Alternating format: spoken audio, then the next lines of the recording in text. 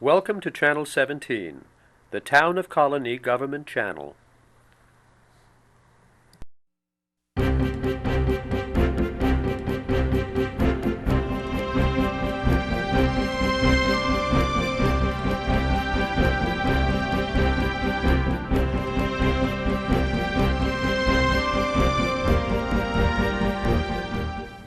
Hello again, I'm Town Councilman Frank Mauriello, here with another installment of Colonie Close-Up.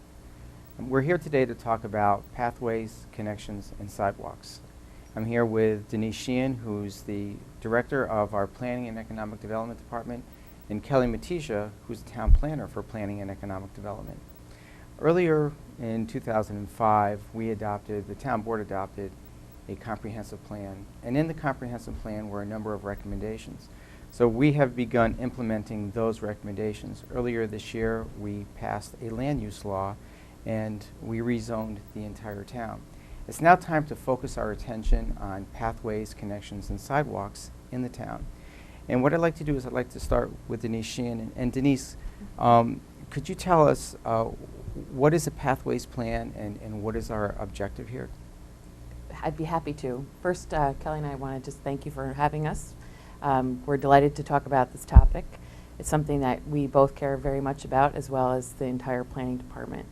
Pathways really, it's a term that we like to use to encompass different connections, whether it be by pedestrians, walking, or by cyclists on bicycles, or people on rollerblades.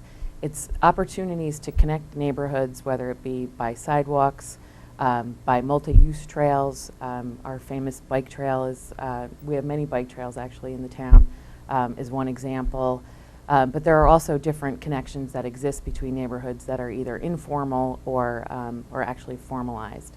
So pathways really are connections that are made between neighborhoods or from neighborhoods to commercial centers that help people get out of their vehicles and choose a different mode of travel other than the car. I've noticed as the town has grown through the years and we've built a number of subdivisions, each subdivision seems to be its own little island. And there are no connections between these subdivisions. So if you wanted to walk or you wanted to ride your bike from one subdivision, one neighborhood to another neighborhood, quite often you'd have to go onto a main road, like a Waterville Shaker Road or a Console or a Sand Creek Road, which is a bit dangerous. So actually making these pathways and connections between neighborhoods makes it not only safer for pedestrians, but it encourages people to walk and to get more exercise. Yeah, and one of the things with the new land use law and our zoning, we put a higher premium on connecting between neighborhoods. And future developments, obviously, our hope is that they will be designed in a way that allows for connections. And as you look into the older parts of the town, you see that the developments were connected more. Over the years, there were more and more developments that were cul-de-sac style, and you know your neighbors on a cul-de-sac, but that's about it. So it doesn't build that sense of community and a sense of place that a neighborhood that's better connected would really encourage. And one of the misconceptions out there is that people feel that when you're looking to connect neighborhoods, you're looking to connect them by building roads, and that's not necessarily the case here. That's right. Walking paths are fine, and we like to do that as well. Yep, that's exactly the point, Frank. It's not always about plowing through a road to connect neighborhoods. In some cases, that's what makes sense because it's going to be better for traffic flow, whether it be pedestrian or car. But there are other ways to connect neighborhoods, and we have some examples in the town that are specifically pedestrian connections that have really helped allow children to go from neighborhood to neighborhood without having to go out on major roads. And it does sort of develop and encourage a more of a sense of community. Okay. Go ahead. And Kelly? if I could just add Sure. something. For example, the Crossings Park.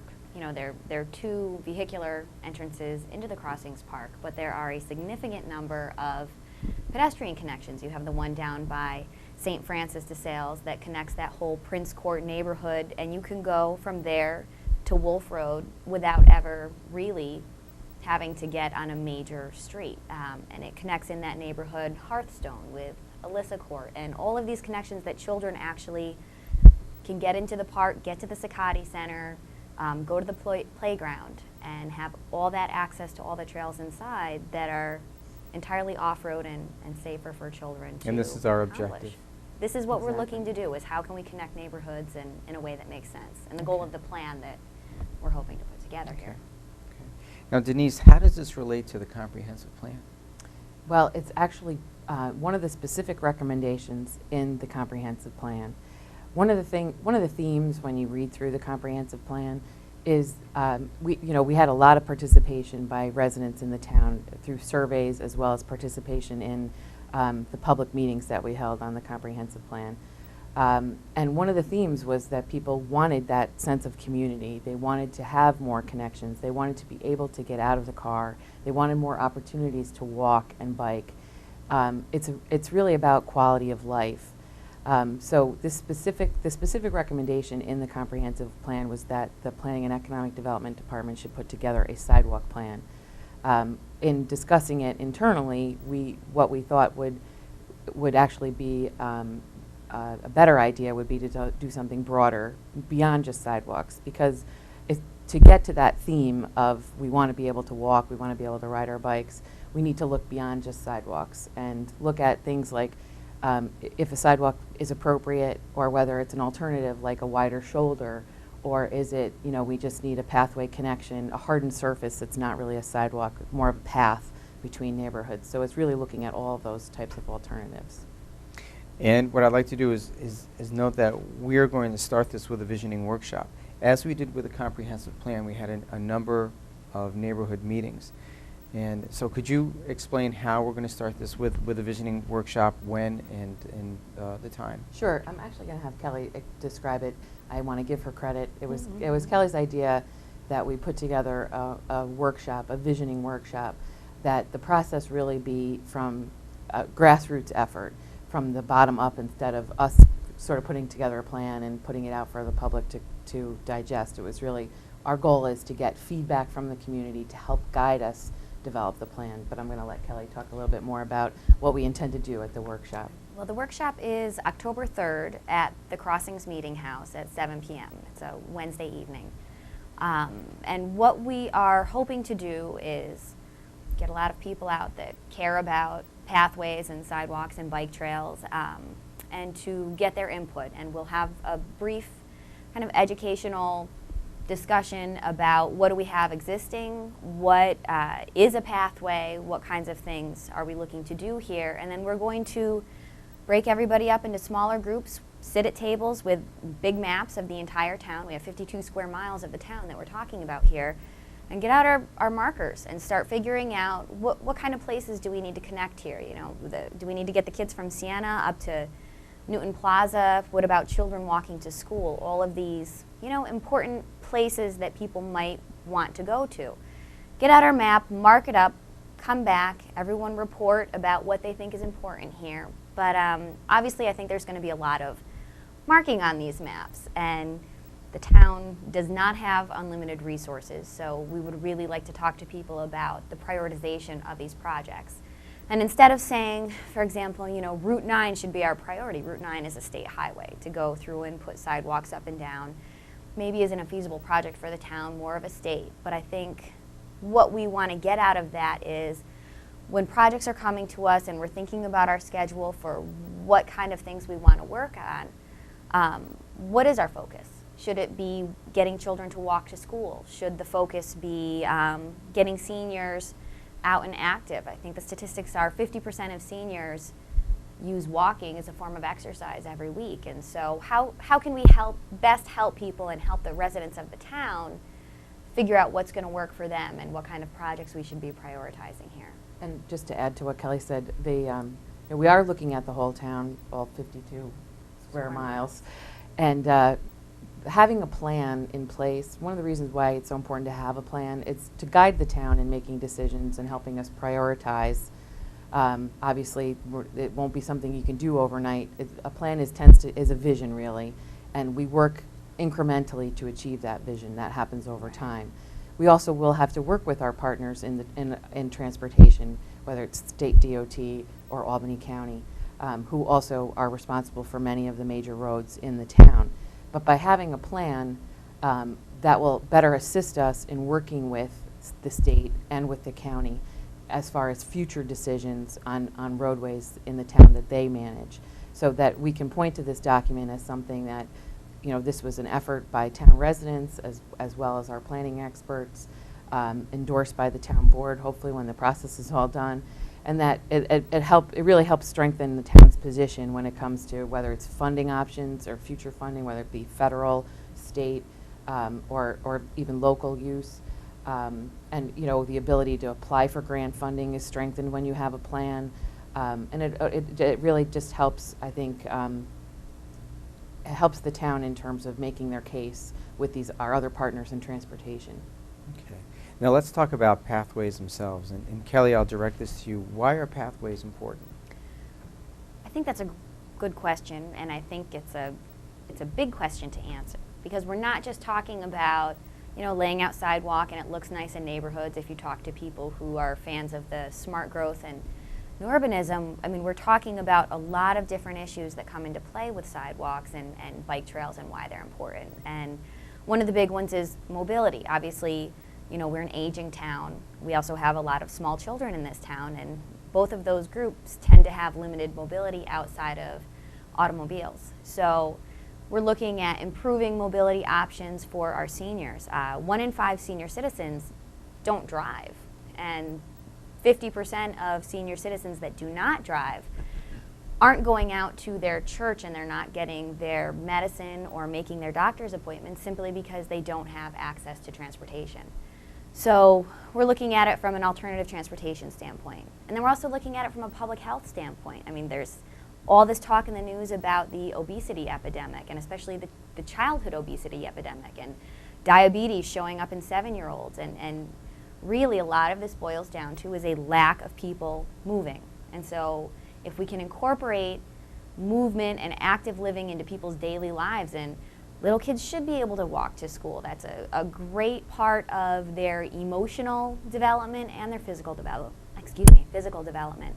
So it is looking from a public health standpoint. And then you also have the environmental ramifications. You don't have the air pollution that's caused by vehicles when you're talking about walking or biking, and the solid waste that's generated from automobiles, and the water pollution that's generated from acid rain, and all of these other really large impacts that vehicles have. If you don't have to be in your car, why are we forcing people to make that choice if we don't have to? So it is an environmental issue as well as energy consumption, and everyone's so concerned about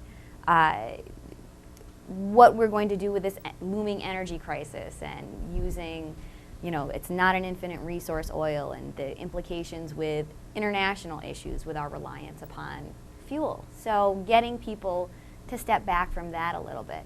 And then it does boil down to, the touchy-feely, it's a community thing, and people talk to each other when they're passing on the sidewalks, and it does allow neighbors to get out and interact with each other when maybe they would just yell at each other across the street getting their mail. It's really trying to get people out to know each other, and when you have neighbors that are outside and being active together, it does make it a safer environment from a crime standpoint, from a traffic standpoint.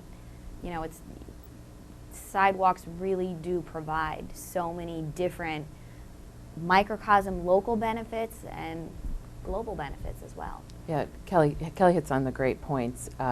More and more in planning and land use planning, there's a recognition of the connection between land use planning, the environment, and public health.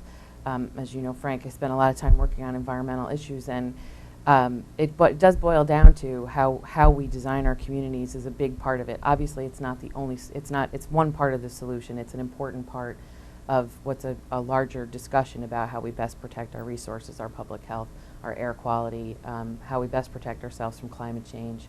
But I think these small things can help us address, what is a much larger issue. One of the other things Kelly mentioned is even though prices of gasoline are going up, the statistic of how many vehicle miles we travel as a society continues to go up.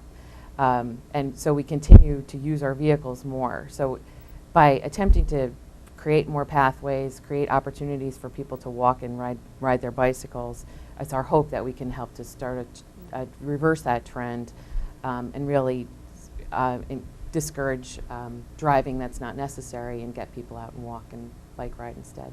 Well, and I think of, one more thing just to Oh. piggyback on that for a second is, I don't think we're going into this thinking we're going to have the whole town biking to work and every kid is going to walk to school and everyone's going to walk to their groceries and get their dry cleaning. That's not necessarily what's going to happen, and we're realistic about that. But if we can have someone, if you drive to the post office and then can leave your car at the post office to walk up to grab some milk or pick up your dry cleaning, and you can leave your car in one place and make 4 different visits, that's that many less trips that you're putting out on Wolf Road or out on Route 9 or Troy-Schenectady Road, and ultimately that does take cars off the road. It will, ease congestion, and it does have a big impact, just small reductions in vehicle trips. And even our great recreational facilities in the town, ironically, in many places, we drive to them.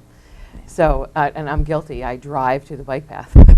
I would love to be able to leave my house and get on the bike and ride my bike to the bike path. That would be, or be able to get from my house, get on the bike and know that I can safely get from, point A to point B. But we do have some great park facilities here in the town, and we'd like to be able to get people to those and not have to necessarily rely on their vehicle to do that. Growing up in a suburban community, I think we're all conditioned to take our vehicles anywhere we go. We're not accustomed to an urban setting where you have a number of neighborhood stores and it's easy to walk from one location to another. And but as the town grows, you can see we are becoming more urban, and it's important to start building these pathways and connections so that we can walk or take our bike or park in one location and then walk to 4 other other stores if necessary, and that's important, absolutely. Now, what existing sidewalks and pathways do we have, and how do we maintain them? We actually have 33 miles of sidewalks in the town.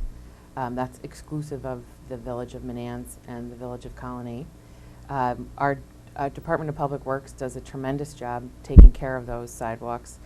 Interesting, I'm not sure everyone is aware of this, when sidewalks are built and put in with a state project, by state DOT or by the county, the town, those sidewalks then are really handed to the town to take care of. So the maintenance of those sidewalks is a big issue for the town. It does come at a cost. We have several pieces of equipment in our DPW. Can't remember off the top of my head. We have, I believe, 4 small sidewalk plowing machines and then 1 Front end loader. Yes. Right. So those and the trained staff in the highway department are the ones who actually go out and clear those sidewalks, and I personally think they do a great job taking care of those sidewalks. But like anything, sidewalks are an important part of the community, and having community assistance on those things can also be extremely helpful. Okay. So 33 miles of sidewalks. Those are location-wise. I mean, the major ones we know: Central Avenue, Wolf Road, Albany Shaker Road. Where there's new sidewalks being put in through the project now on Waterville Shaker Road. Troy-Schenectady Road has sidewalks. So there are sidewalks on many of the major corridors. Osborne Road through certain segments has sidewalks. We actually had we had an intern do some work with us over the summer. His name was Jacob Richmond. He did a great job. He was from Buffalo. He goes to school in Buffalo, and worked with the highway department to take the information on where the sidewalks are and actually put them on a map for us, so that mapping is going to assist us in the workshop that we're going to be doing. And I think when you see it visually, when you see the map visually, you can start to see, where sidewalks are. But then in some places where there's like obvious gaps that almost lend themselves to be, maybe this is where we should start. But we didn't want that to be something that the planning department just decided on its own. It's something we want to hear from the community on. Well, the community is out there in their neighborhoods and walking and biking and driving through their neighborhoods. They know where they need the connections, and they have a better sense of how much use those areas are getting. So I think that's good to get their input. And I imagine through the plan we're going to inventory our current existing sidewalks, Yep. probably map existing corridors, and then start to ask residents about where they feel we need to make other connections. Can you expand more on that? Sure.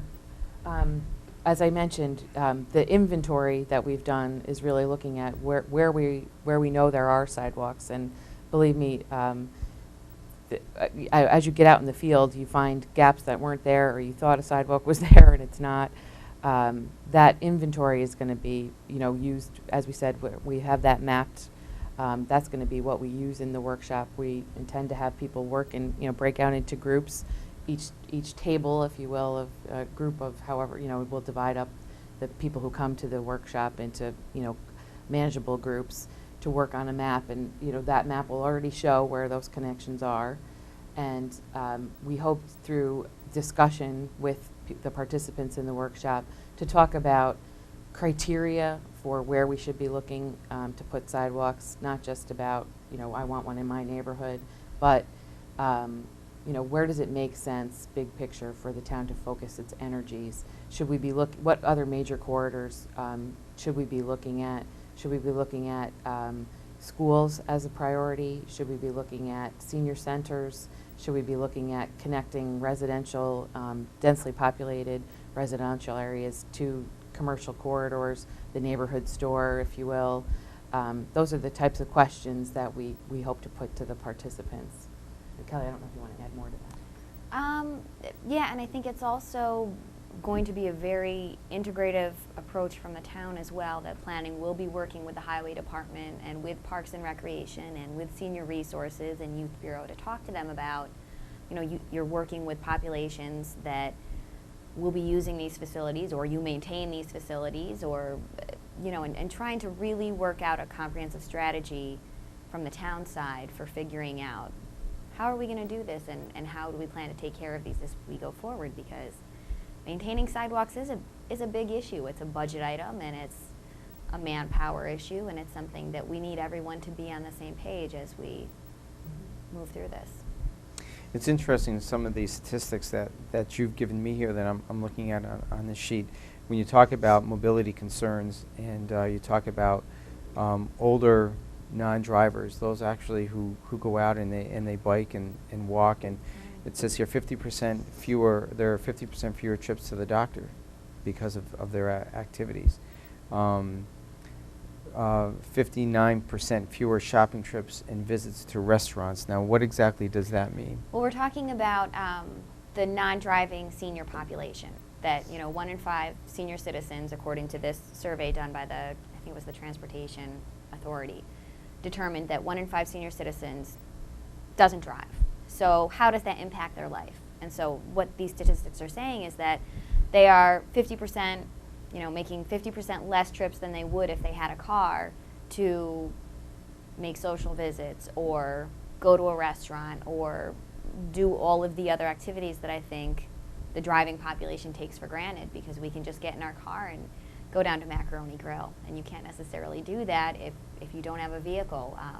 And we're talking about very serious things as well as getting to church services, or getting to your doctor, or getting to the pharmacy to get your medicines. And when you have a population that has health fragility issues to begin with, and then you're denying them medical care because they simply can't get there, that's, to me, I think that's an issue that we as a community should say we're concerned about. And maybe sidewalks and pathways aren't going to be the answer in every instance, but if we can get people to public transportation, or get the people that take public transportation that sometimes work in these healthcare industries to these people, I mean, we're starting to put the pieces together to look at this more wholly and comprehensively to make decent solutions. And that's an important point. When you combine pathways with public transportation, and you can Yep. get people from their neighborhoods out to a main road as That's Central right. Avenue, Route 7, Route 9 to take a bus,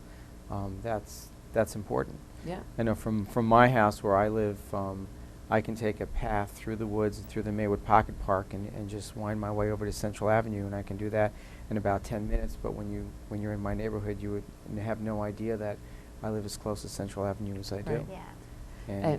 And CDTA has put on their new buses a bike racks in the front, so people who live in places like you and I, where you could feasibly ride your bike. I mean, that'll speed up your trip.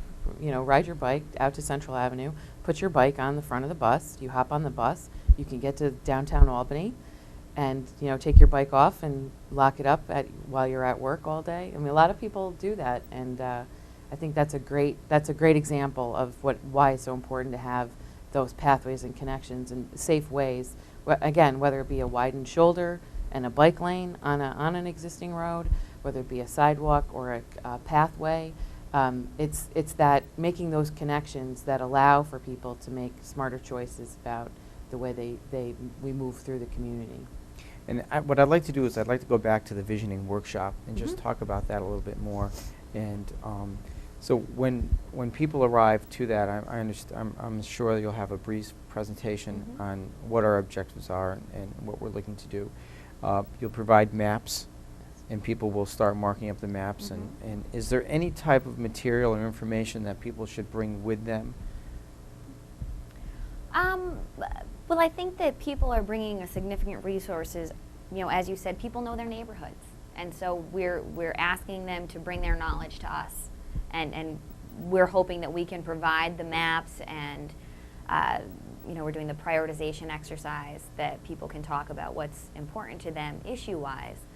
But really, we just want people to share with us. If they have information, maps they've made at home, bring them in. For the comprehensive plan, we had people bring maps that they had created into us to incorporate as a part of the public record. And we're definitely, any help that people can give us is really appreciated, because I think additionally, we talk about the visioning workshop and we talk about the projects we'll be working on in the future, but I think it's also important to recognize that this isn't just about building sidewalks, build them and they will come. I think it's also educating people and working with the schools with International Walk to School Day, and starting to work more as a community to get people out, promote Walk to Work Day or Bike to Work Day. I mean, I live 4 miles from public operations, but it's not safe to walk or bike under the Northway on Albany Shaker Road.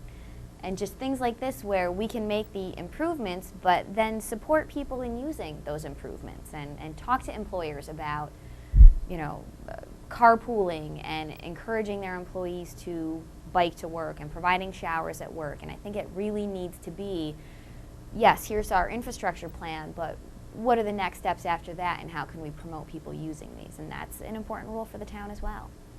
In terms of what people can bring to the workshop, a couple things. If you as a resident of the town are really interested in coming and you can join us, we're thrilled. We would like to have big numbers, but obviously people have busy schedules. So if you talk to your neighbors or friends or family members who can't make it but care about this issue, I would suggest that people talk to their neighbors and try to represent what their opinions are as well as their own, so that we have a good sense of that we get a broader sampling of opinions. The other thing is we are interested in ideas for how we build future connections, different ways other communities might have done that. We intend to invite many of our partners in the region who've worked on this issue and get their input as well.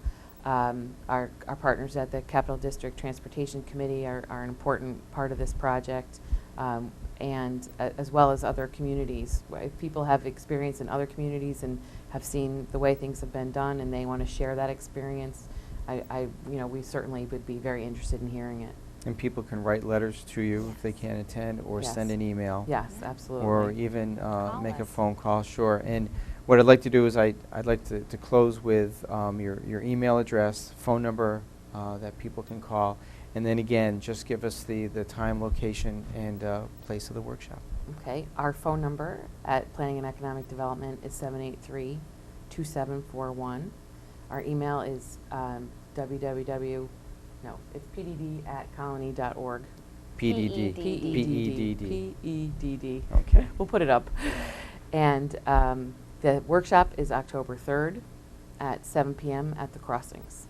And additionally, we do have additional information on our website at www.colonie.org/PEDD, and it has some of those statistics there that you were referencing earlier, and just the agenda for the workshop and some more information there as well.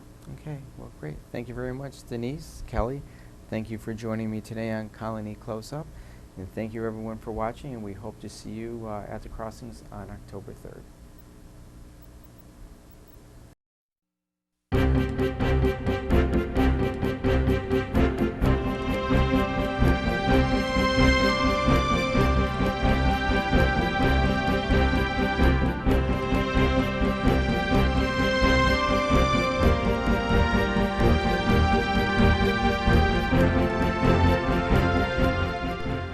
Welcome to Channel 17, the Town of Colonie Government Channel,